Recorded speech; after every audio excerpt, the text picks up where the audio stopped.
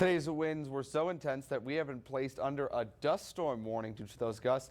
And as Katie has mentioned, things slightly dying down at this hour. We are still seeing some strong winds. That's right. And ABC7's Carrie Mannix has been braving the elements all day, and she joins us live from Scenic Drive. Carrie, how are things outside looking like? Well, Rosemary and Sam, I'm certainly glad I listened to our good friend Katie Frazier today and wore my jacket, because this wind has a bite to it. As you guys know, I'm from New York, but I've been spoiled by the El Paso weather because I am not used to the wind that El Pasoans had to endure this afternoon.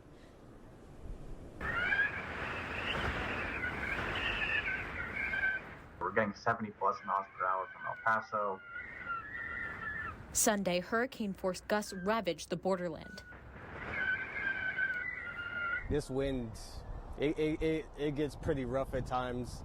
Your doors will fly open, trash will just fly over everywhere. Worse, trees all over the city, and even this brick wall downed by Mother Nature. Thousands without power as lines were blown over. Locals weighing in on going out. If I'm being honest, I usually just try to stay indoors. I try not to put trash out if the trash people are coming through.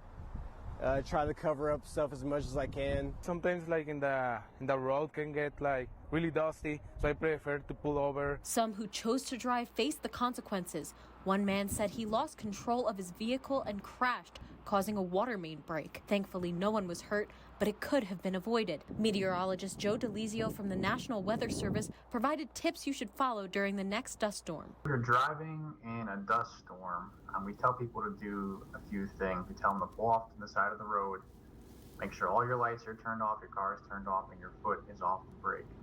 And the reason for that is we don't want people to see those lights. If they can't see anything but the road, they can't see anything but your lights, they might actually drive into that area because they think you're moving. And so they might actually hit you, and that's where the dangers come in. And that meteorologist tells me tomorrow will be a complete 180. It should be a lot calmer tomorrow, but it certainly doesn't feel like it right now. In fact, I'm going to get back in my car and head home because I am absolutely freezing out here. So I'm going to send it back to you in the studio. Reporting live from Scenic Drive, I'm Carrie Mannix, ABC7. All right, Carrie, thank you so much, and warm up.